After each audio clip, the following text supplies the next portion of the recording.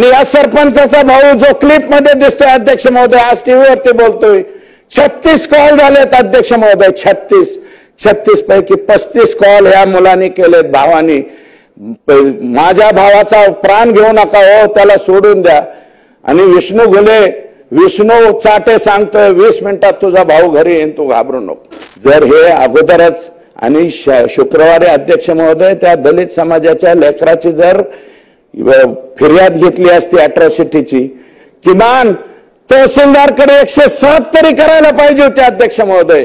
किंवा एलसीबी काय करते बीडची, परंतु 1200 ते 1300 लायसन मला वाटतं कोणत्या जिल्ह्यातून, मुंबईत तरी आहेत का नाही कोणाला ठोक, मुंबईत असतील का नाही मला नाही माहिती. लायसनधारी पिस्तूल किती असतील आशिषजी? आणि आमचा जिल्हा नेमकं काय, गँग्स ऑफ सफेपूर.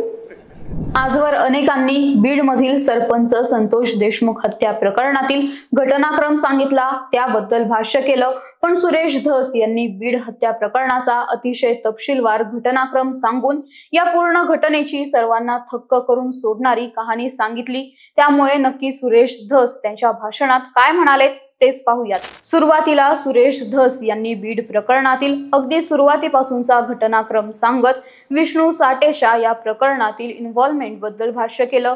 तर पुढे याचा आका कोण आहे असा सवाल देखील उपस्थित केला. तर यावर विरोधकांना उत्तर देत तुमच्याप्रमाणे आम्ही देखील या आकाच्या शोधात आहोत असं सुरेश धस म्हणाले. सन्माननीय अध्यक्ष महोदय, या ठिकाणी 101च्या चर्चेवरती भाग घेत असताना परभणीची घटना अतिशय दुर्दैवी आहे. जे सोमनाथ सूर्यवंशी या ठिकाणी मयत झालेले आहेत त्यांच्यावरती जे जबाबदार असतील त्यांच्यावरती कारवाई व्हावी अशा प्रकारची विनंती या ठिकाणी मी करणार आहे. आणि अध्यक्ष महोदय, माझा जिल्हा आणि त्या जिल्ह्यातलं एक जे प्रकरण घडलेलं आहे ते अतिशय भयानक प्रकरण घडलेलं आहे. अतिशय क्षुल्लक कारणावरून, हे क्षुल्लक कारण नाही अध्यक्ष महोदय, जी आहुदा कंपनी आहे या कंपनीच्या अधिकाऱ्यांनी स्टेटमेंट केलंय 2 महिन्यापूर्वी त्यांना एका तालुक्यात बोलावून घेण्यात आलं होतं आणि तिथं सांगितलं होतं, मागितले होते 2 कोटी रुपये. आणि त्या 2 कोटी रुपयामधले काही मला वाटतं जो आवश्यक निधी होता तो 2 महिन्यापूर्वी दिला होता, पण उरलेला आवश्यक निधी जो आहे तो मागण्यासाठी शुक्रवारी विष्णू चाटे हे राष्ट्रवादी काँग्रेस पक्षाचे तालुक्याचे अध्यक्ष यांनी हे जे मुलं आहेत सुदर्शन घुले व इतर 5 हे मस्साजोगच्या त्या आहुदा कंपनीच्या आवादा कंपनीच्या गेटवरती पाठवले. गेटवरती पाठवल्याच्या नंतर ते दलित समाजाचा मुलगा होता वॉचमन, त्याला त्यांनी मारहाण केली. मारहाण केल्याच्या नंतर 5 मिनिटाच्या अंतरावर स्टँडवरती संतोष देशमुख हे सरपंच होते. त्या वॉचमननी सरपंचाला फोन केला, सरपंच साहेब इथं काहीतरी लोक आलेले आहेत आणि त्यांनी मला मारहाण केली. आता गावातल्या लेकराला मारहाण केलं म्हणल्यावर हा सरपंच पळत तिथे गेला. अध्यक्ष महोदय, एकदा आमदार होणं सोपं आहे, 2दा आमदार होणं सोपं आहे, 3दा आमदार होणं सोपं आहे. आता या सभागृहामध्ये कालिदास कोळंबकर साहेब मला वाटतं 9 वेळा आलेत. आदरणीय गणपत आबा देशमुख हे 11 वेळा या सभागृहामध्ये आले, 9 वेळा इथं आले. यावेळेस बाळासाहेब थोरात पराभूत झाले, परंतु मला वाटतं त्यांची सुद्धा टर्म ही बऱ्यापैकी मोठी होती. अजितदादा 90चे आहेत आणि या राज्याचे मुख्यमंत्री 99 पासून या सभागृहामध्ये आहेत. अध्यक्ष महोदय, गावचा सरपंच होणं फार अवघड गोष्ट आहे. हा बादशा आहे मुळात, तो त्याचं मूळ गाव हे बार्शी आहे, परंतु लहानपणापासून मामाकडे वाढलेला आहे. आणि 3री टर्म पहिल्यांदा जनतेतून सरपंच झालाय, नंतर मेंबर मधून, मध्ये अजितदादांचं सरकार आलं, म्हणजे अजितदादांचं म्हणजे त्यांच्या मवियाचं, त्यांनी पुन्हा निर्णय बदलला आणि मेंबर मधून सरपंच केला. मेंबर मधून सुद्धा तोच सरपंच झाला. आता पुन्हा एकनाथराव शिंदे साहेबांच्या नेतृत्वाखाली भाजपा आणि शिवसेनेचं सरकार आलं, पुन्हा जनतेतून सरपंच केला, तिसऱ्यांदा तो सरपंच झाला। 3-3 वेळा सरपंच होणारा माणूस अध्यक्ष महोदय गावातल्या लेकराला मारलं म्हणून तिथपर्यंत गेला आणि सुदर्शन घुले आणि ह्या गँगला फक्त तो म्हणाला की बाबा कसं काय तुम्ही इथं आला, कशामुळे मारतात, तर ते काय म्हणत होते, आम्हाला डायरेक्ट प्रवेश करू द्या। मस्साजोग गावाचे 11 मुलं वॉचमन म्हणून तिथं काम करतात, त्यापैकी 4 मुलं होते, ते म्हणले आतल्या साहेबाला आम्ही फोन करतो आणि त्यांनी जर तुम्हाला येऊ द्या म्हणलं तर आम्ही लगेच सोडतो। आतमध्ये इंटरकॉम वरती बोलायला तो पोरगा गेलाय, तरी सुद्धा म्हणलं हे इंटरकॉम वाल्या काय नको इकडे, त्याला झोडायला सुरुवात केली। ते फक्त अडवायला सरपंच आला आणि सरपंच म्हणला ए बाबा इथं मारामाऱ्या करू नका, मारामाऱ्या करू नका म्हणल्याबरोबर त्याचा व्हिडिओ आहे अध्यक्ष महोदय, व्हायरल झालेला आहे। त्यांनी लगेच त्या घुलेनी लगेच त्या सरपंचाच्या तोंडात मारली। आता सरपंचाच्या तोंडात मारल्यावर त्या सरपंचाने सुद्धा उलटे 2 तोंडात मारल्या, विषय लगेच संपला। लगेच गावातले 4-2 लोक आले, म्हणले ए बाबा भांडणं करू नका, भांडणं। पोलीस पोहोचले तिथं त्यावेळी शुक्रवारी, ही शुक्रवारची 9 तारखेची घटना आहे अध्यक्ष महोदय। 9 तारखेला पोलीस गेले, हे सगळे घुले, प्रतीक घुले, केदार एक आडनाव आहे, बाकी काय जे नाव आहेत ते आरोपी सगळ्यांना पोलीस गाडीमध्ये बसवलं, ते गेले। हे दलित समाजाचा मुलगा गेला अध्यक्ष महोदय आणि त्यांनी अॅट्रॉसिटीची केस दाखल करण्याचा प्रयत्न केला। माझं म्हणणं एवढंच आहे, कंपनी गेली फिर्याद दाखल करायला की आम्हाला एक्स्टॉर्शन म्हणजे खंडणी मागायला आलेत, शुक्रवारी कंपनीची फिर्याद दाखल करून घेतली नाही अध्यक्ष महोदय। दलित समाजाच्या त्या मुलाची अॅट्रॉसिटीची केस दाखल करून घेतली नाही, कारण ऍक्च्युअल जातीवाचक शिवीगाळ तिथं झालेली होती आणि ती व्हिडिओमध्ये सुद्धा दिसते अध्यक्ष महोदय। ते व्हिडिओ एकदा चेक करून बघावा अशा प्रकारची माझी विनंती आहे। तर कोणाचा फोन आला, विष्णू चाटे तिथे लगेच तिथपर्यंत पोहोचले, हे आरोपींना घेऊन जाऊस्तोवर ते तालुका अध्यक्ष तिथे आले। तालुका अध्यक्षाच्या म्हणण्यावरती ह्या फिर्यादी थांबलेल्या नाहीत अध्यक्ष महोदय। यांचा कोण आका आहे, ज्या आकाचा ऐकून त्या दलित समाजाच्या लेकराची फिर्याद घेण्यात आली नाही अध्यक्ष महोदय। त्या कंपनीची फिर्याद, औदा नावाची जी कंपनी आहे आवादा, त्या कंपनीची सुद्धा फिर्याद शुक्रवारी घेतली नाही। अत्यंत किरकोळ अध्यक्ष महोदय, अत्यंत किरकोळ काहीतरी एनसी घेतली आणि या लोकांना लगेच सोडून दिलं। 9 तारखेला मी SITची मागणी केली, ते पुढे बोलतो ना त्याच्यावरती, आकाच शोधतोय आम्ही, तुम्ही जसं म्हणताय तसं ह्या आकाच्या शोधात आम्ही सुद्धा आहोत अध्यक्ष महोदय। त्या दिवशी अत्यंत साधी फिर्याद घेतली आणि या लोकांनी लगेच त्यांना तिथून बाहेर काढलं। या प्रकरणातील पुढील घटनाक्रम सांगताना सुरेश धस यांनी सुदर्शन घुले नामक इसमावर टीका केली व ज्याचं घर 4-5 पत्र्यांचं आहे तो स्कॉर्पिओ मधून कसं काय फिरू शकतो, त्याला स्कॉर्पिओ कोणी दिली हे शोधणं महत्वाचं आहे असं म्हणत त्यांनी प्रश्न उपस्थित केला। दुसऱ्या दिवशी अध्यक्ष महोदय, शनिवार रविवार त्याचे व्हिडिओ बाहेर आलेत अध्यक्ष महोदय। हे भोसले नावाचे जे तिथले PS आहेत, हे सुदर्शन घुले नावाचा जो मेन आरोपी यातला जो मारहाण करायला होता, त्याला मोटरसायकलवर घेऊन पूर्ण शहरामध्ये फिरत होता आणि पूर्ण शहरात फिरून काय म्हणत होते, संतोष देशमुख आलाय का म्हणले। तर तो बिचारा एवढं झालं म्हणून त्या दिवशी घरीच बसला, रविवारी सुद्धा घरी बसला। परत ते महाजन नावाचे कोण तिथले PI आहेत, त्यांच्या बरोबर हे पोलीस स्टेशनच्या गाडीमध्ये फिरत होते, सोडून तर लगेच दिले। त्यांना कसल्याही प्रकारचं हजर वगैरे काही केलं नाही, लगेच सोडून दिलं। आणि सोमवारी अध्यक्ष महोदय यांनी अगोदर काय सांगितलं, जी क्लिप दिसते हॉटेलमध्ये अध्यक्ष महोदय, सुदर्शन घुले मेन आरोपी आणि भोसले नावाचा तो PSI, 2 जण चहा पित होते। त्याचा जो भाऊ आहे धनराज, धाकटा भाऊ, त्या धाकट्या भावाला यांनी बोलून घेतलं, तो पलीकडे चहा पित होता। त्याला म्हणले इकडे काय झालं त्या दिवशी असं तसं, ते म्हणले आदल्या दिवशी, म्हणले असं असं झालं बुवा, त्यांनी सरपंचाच्या तोंडात मारली, मग सरपंचाने पण त्याच्या तोंडात मारले आणि मिटलं म्हणले. पण तरी म्हणले काय आपण उद्याच्याला मिटवू, तुम्ही या. तरी हे म्हणला भाऊ ठीक आहे, आम्ही माझ्या भावाला सांगतो, तो माझ्यापेक्षा थोरलाय, त्याला पाठवून देतो. दुसऱ्या दिवशी सोमवारी अध्यक्ष महोदय सकाळीच संतोष देशमुख ह्याला गेले केजला, हे मिटवायचं म्हणून. पोलीस स्टेशनला गेले, चेक करा, त्याचं लोकेशन सुद्धा चेक करा. म्हणले भोसले साहेब मिटवायचं ठरलं होतं, मिटवायचंय का म्हणून तिथं गेलं, कोणीही आलं नाही. पोलीस स्टेशनला म्हणले नाही मिटवायचं. आणि तो गाडीत त्याचा आत्ते भाऊन ते दोघं जण आले, त्याची सुद्धा क्लिप आलेली आहे. पुढे एक काळी स्कॉर्पिओ, मागे एक काळी स्कॉर्पिओ. अध्यक्ष महोदय, हा सुदर्शन घुले नावाचा जो मुलगा आहे त्याची मी माहिती घेतली. अध्यक्ष महोदय, सुदर्शन घुलेचं 4 का 5 का 6 पत्र्याचं घर आहे. 6 पत्र्याच्या घराचा माणूस स्कॉर्पिओ मध्ये कस काय फिरतो अध्यक्ष महोदय? त्याला कोणी स्कॉर्पिओ दिली? बक्षीस म्हणून दिली का डायरेक्ट त्याच्या नावावरती दिली? हे सांगा अध्यक्ष महोदय.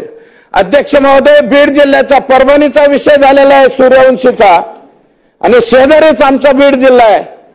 नदी वाळून जाते अध्यक्ष महोदय, वान नदी आणि गोदावरी नदी खाली जाते आमच्या तिथून. अध्यक्ष महोदय, गंगाखेड, सोनपेठ, इथं सोनपेठचे सुद्धा आमदार बसलेले आहेत, त्याच्या शेजारीच परळी तालुका आहे. अध्यक्ष महोदय, हायवा किती चालाव्यात? 300 हायवा, कसल्याही प्रकारचा लिलाव नसताना सुद्धा 300 हायवा कुणाच्या आशीर्वादाने, कोणत्या आकाच्या आशीर्वादाने त्या ठिकाणी चालतात याचा सुद्धा शोध घेतला पाहिजे अध्यक्ष महोदय. हे फार भयानक आहे. 300 जर ते बी 10 टन ज्याच्यामध्ये वाळू जाती, असे अध्यक्ष महोदय 300 गाड्या रोज चालतात. सोनपेठच्या तिथं, गंगाखेडच्या तिथून रत्नाकर गुट्टे साहेब इथं असतील मला वाटतं, सन्माननीय सदस्य, त्यांना सुद्धा विचारा, तिकडनं सुद्धा येत असेल. 300 गाड्या चालतात अध्यक्ष महोदय. त्याला रॉयल्टी नाही, त्याला पावती नाही, काय नाही. आओ जाओ, आएंगे जाएंगे. दररोज अध्यक्ष महोदय काही करोड रुपये गोळा केल्याशिवाय संध्याकाळी हे लोक थांबत नाहीत. हे कोण लोक आहेत अध्यक्ष महोदय? हे कशामुळे होतं अध्यक्ष महोदय? ही पुष्टी कोणी दिली जाती?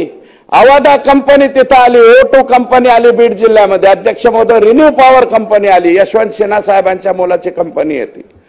जरा त्या कंपन्यांना सुद्धा बोलवून घ्या अध्यक्ष. O2ला बोलवून घ्या. या कंपन्यांना कोण बोलवून घेतं बीड जिल्ह्यामध्ये? कंपन्यांना एक कंपनी नाही, अवादा एक कंपनी आहे. आता अवादा कंपनीने दिल्लीवरून सांगितलं यांच्यावरती गुन्हा दाखल करा. त्यावेळेस एक माणसाचा बळी गेल्याच्या नंतर अध्यक्ष महोदय कशाची फिर्याद होती? एक्स्टॉर्शनची 2 महिन्यापूर्वी घडलेली. या प्रकरणाबाबत पुढे बोलत असताना मी या सर्व प्रकरणाची माहिती घेतली आहे आणि त्यानुसार या सगळ्यांनी एक प्लॅन केला असं म्हणत सुरेश धस यांनी आरोपींचा काय प्लॅन होता ते सांगितलं. जर हे अगोदरच आणि शुक्रवारी अध्यक्छ महोदय त्या दलित समाजाच्या लेकराची जर फिर्याद घेतली असती अट्रॉसिटीची, किमान तहसीलदारकडे 107 तरी करायला पाहिजे होते अध्यक्ष महोदय. किंवा LCB काय करते बीडची? LCB कडे का पाठवले नाही? हे लोक LCB कडे जरी पाठवले असते तरी घाबरले असते. सोमवारी त्यांचा खून करायचं काय होतं अध्यक्ष महोदय? मी पूर्ण माहिती घेतली. यांनी काय ठरवलं आणि त्यांनीच मारलेलं व्हायरल केलं. आणि व्हायरल झाल्यामुळं माझ्या तोंडात मारली एका सरपंचानी, इगो दुखावला गेला. म्हणून काय करायचं म्हणले, यांनी प्लॅन काय केला? एक प्लॅन केला होता अध्यक्ष महोदय, याला गाडीत उचलून न्यायचा. फार डेंजर प्लॅन होता अध्यक्ष महोदय. कळंबला एक महिला तयार केली, हा तिथपर्यंत न्यायचा, त्या महिलेची छेड काढली किंवा आणखी काहीतरी केलं म्हणून दाखवायचं, पुन्हा बदडून मारून ह्याला मारून टाकायचा. इथपर्यंतची मानसिकता गेलेली आहे. ती जी कोणी महिला तयार केलेली आहे तिची सुद्धा चौकशी झाली पाहिजे अध्यक्ष महोदय. आणि उचलल्याच्या नंतर अध्यक्ष महोदय त्याचा आत्ते भाऊ, आत्याचा मुलगा जो त्याच्या गाडीत होता, ड्रायव्हर सीटला त्याच्या एवढा मोठा दगड घेतला आणि त्याच्या समोर टाकला. ते जागीच घाबरलं. आणि ह्या सरपंचाला उचललं 5-7 जणांनी. लगेच हॉकी स्टिक, रॉड, फायटर, काय सत्तूर फातूर काय वापरतात हे लोक माहित नाही अध्यक्ष महोदय. सगळ्यांनी मारलं आणि गाडीत बसवलं. तो आरडत ओरडत अध्यक्ष महोदय भीक मागत पोलीस स्टेशनला गेला. पोलीस स्टेशनचा ठाणे अंमलदार 40 मिनिटाच्या नंतर आला गुन्हा दाखल करून घेणार. महाजन नावाचे जे पोलीस आहेत, मी महाजनांच्यावरती फार टीका करणार नाही, कारण त्यांनी लगेच गाडी काढली आणि कोणत्या तरी एका गावाच्या दिशेने निघाले. विष्णू चाटे आणि या सरपंचाचा भाऊ जो क्लिप मध्ये दिसतोय अध्यक्ष महोदय, आज टीव्हीवरती बोलतोय, 36 कॉल झालेत अध्यक्ष महोदय. 36 पैकी 35 कॉल ह्या मुलांनी केलेत, भावानी. माझ्या भावाचा प्राण घेऊ नका हो, त्याला सोडून द्या. आणि विष्णू चाटे सांगतोय 20 मिनिटात तुझा भाऊ घरी येईन, तू घाबरू नको. परत कॉल केला, 20 मिनिटात तुझा भाऊ परत येईन, घाबरू नको. आशेने फोन करत राहिला हो अध्यक्ष महोदय, आणि त्याला मारलं. मी डॉक्टरांना, ज्या डॉक्टरांनी CS ला विचारलं, छोट्या मोठ्या डॉक्टरला नाही, जिल्ह्याच्या CS ला विचारलं अध्यक्ष महोदय. ते जे पाठ फोटो दिसतोय ना अध्यक्ष महोदय, संतोष देशमुखला मारलेला, ज्यारे ज्या प्रत्येक माणसाला हार्ट आहे त्या प्रत्येक माणसाला वाईट वाटणार आहे त्याची पाठ बघून. 1 इंच सोडा अध्यक्ष महोदय, 1 mm सुद्धा जागा शिल्लक ठेवली नाही हो. इतका बेरहमीने मारला त्याला. किती बेरहमीने मारला जरा बघा ना अध्यक्ष महोदय. आणि अध्यक्ष महोदय, जो मारहाण करताना त्याला व्हिडिओ कॉल करून दुसऱ्याला दाखवलाय. व्हिडिओ कॉल कुणाला दाखवलाय हे चौकशीत आलं पाहिजे अध्यक्ष महोदय. कुणाला दाखवलाय? मी आता कोणाचं नाव घेणार नाही, मी फक्त आका हा शब्द वापरला अध्यक्ष महोदय. मी कोणाचं नाव घेणार नाही. व्हिडिओ कॉल करून दाखवला. हे बघ याला कसं बदलतो, हा कसा मोठ्या मोठ्याने वळतोय, आक्रोश करतोय, रिंगण घेऊन रिंगणामध्ये घेऊन मारलाय अध्यक्ष महोदय. 6 माणसं जर 1 माणसाला बदाडीत असतील फायटरनी, कोणत्या विविध हत्यारांनी, काय करणार आहे? जीवाच्या आकांताने मोठ्याने ओरडत राहिला, अहो मला वाचवा, मला वाचवा. कोण वाचवायला येणार आहे अध्यक्ष महोदय? ही जी गँग आहे, आसपासच्या गावामध्ये विचारला अध्यक्ष महोदय, एखादी चांगलं लेकरू दिसलं तर त्याच्यावरती वक्र नजर टाकणारे सुद्धा हे सगळे लोक येतो. कुणाची हिंमत होत नाही. एखाद्याच्या लेकराची छेड काढली आणि कुणी भाऊ, तिचा चुलता, तिचा वडील कुणी काय बोलला की लगेच हातपाय मोडून टाकायचे. अशा सुद्धा अनेक घटना आहेत ज्या रेकॉर्डवरती आलेल्या आहेत. माझी विनंती आहे, जे माननीय मुख्यमंत्र्यांना, जे सहृदय, ज्या धाक असलेला माणूस आहे आमचा मुख्यमंत्र्यांना माझी विनंती आहे की हे सुद्धा तपासणी करावी. आजपर्यंत जर कोण लोक यांच्या विरोधात पुढे आले नसतील त्यांच्या सुद्धा फिर्यादी घेतल्या पाहिजेत आणि त्या सुद्धा गुन्ह्यामध्ये हे लोक गेले पाहिजेत असं मत. यापुढे सुरेश धस यांनी या प्रकरणातील सर्वांना हादरवून टाकणारी कहाणी सांगितली. तर बीड जिल्ह्यातील ज्या लोकांकडे पिस्तूल आहे त्या लोकांचे पिस्तूल आपण काढून घ्यावे, यासाठी अध्यक्षांच्या माध्यमातून मुख्यमंत्र्यांना विनंती केली. अध्यक्ष महोदय, पाणी मागितले त्याला. पाणी मागितल्याच्या नंतर पाण्याच्या ऐवजी दुसरंच काहीतरी केलंय, त्याचाही व्हिडिओ काढलाय अध्यक्ष महोदय. तो सुद्धा व्हिडिओ तपासला पाहिजे अध्यक्ष महोदय. अध्यक्ष महोदय, CS सांगत होतो मी, जिल्ह्याचे CS ने मला सांगितलं, कोणत्याही व्यक्तीच्या अंगावर एक जर टोला बसला आणि धमनी म्हणजे आपली शिर जर तुटली तर 10 ते 15 mm किंवा 20 ml ब्लड त्या डेड बॉडीच्या याच्यामध्ये साठतं. मी म्हणलं याच्या बॉडीत किती साठलं होतं? त्यांनी सांगितलं अध्यक्ष महोदय 2 लिटर ब्लड साठलं होतं, 2 लिटर. मग म्हणलं याला ठोके किती टाकले असतील? त्यांनी सांगितलं 150 ते 125 ठोके किंवा 200 ठोके याला टाकले. 200 ठोके एका माणसाला 6 माणसांनी मारल्यावर अध्यक्ष महोदय माणूस कसा राहणार? अरे तुम्हाला खूनच करायचा होता तर टायरच्या खाली घालायचा, त्याला एखादी गोळी घालायची, कारण गोळ्या बिळ्या त्यांच्याकडे 100% असणार. अध्यक्ष महोदय, 1200 का 1300 लायसन आहेत आमच्या बीड जिल्ह्यात. माननीय मुख्यमंत्री महोदय, लायकी नसणाऱ्यांकडे बी ती असं दाखवणारे, म्हणजे इथं दिसतं ना ते असं घालते पिस्तूल, ज्यांच्याकडे लायसनची गरज नाही असे माननीय मुख्यमंत्र्यांना विनंती करतो, आजच कलेक्टरला सांगा आणि ह्या सगळ्यांचे पिस्तूल काढून घ्यावं. धाब्यावर बसतात आणि दारू पितानी बार करतात वर, आणि दुसऱ्यांना दाखवण्यासाठी लग्नात गेले तरी बी वर हात करतात, आमच्याजवळ पिस्तूल आहे. असे बिनकामाचे ज्यांचे पिस्तूलचे लायसन असतील अध्यक्ष महोदय कशा कशा पद्धतीने घेतात हे मी मुख्यमंत्र्यांना खाजगीमध्ये सांगेल, परंतु 1200 ते 1300 लायसन मला वाटतं कोणत्या जिल्ह्यातून, मुंबईत तरी आहेत का नाही कोणाला ठोक, मुंबईत असतील का नाही मला नाही माहिती, लायसनधारी पिस्तूल किती असतील आशिषजी? आणि आमचा जिल्हा नेमकं काय, गँग्स ऑफ सफेपूर काय करून ठेवलंय अध्यक्ष महोदय? अध्यक्ष महोदय 2 लिटर त्याच्या शरीरामध्ये, आणि अध्यक्ष महोदय 36वा कॉल विष्णू चाटेने केला, सांगितलं मी अजून 20 मिनिटात आणतो, 4 तास हे सगळं चाललं होतं आणि 4-3.5 तासांनी मेला तो, त्याला पाणी पाजलं नाही, त्याला मारत राहिले. दैठणा नावाच्या कळंब तालुक्यातल्या धाराशिव जिल्ह्याच्या शेवटच्या टोकाच्या गावावरती त्याचा मृतदेह फेकून दिला आणि तिकडून काय सांगितलं, हे पोलीस म्हणले दैठण्याच्या शिवारात सापडलाय संतोष देशमुख, आम्ही त्याला दवाखान्यात घेऊन येतो. आशेने सगळं मस्साजो गाव आणि त्याचे नातेवाईक तिथे गेले. अध्यक्ष महोदय त्याची डेड बॉडी काढली आणि पोस्टमार्टमच्या रूम मध्ये आणून टाकली. सुरेश धस यांनी त्यांच्या भाषणात या प्रकरणावरून ग्रामस्थांचा संताप का झाला यामागील कारण देखील स्पष्ट केलं आहे.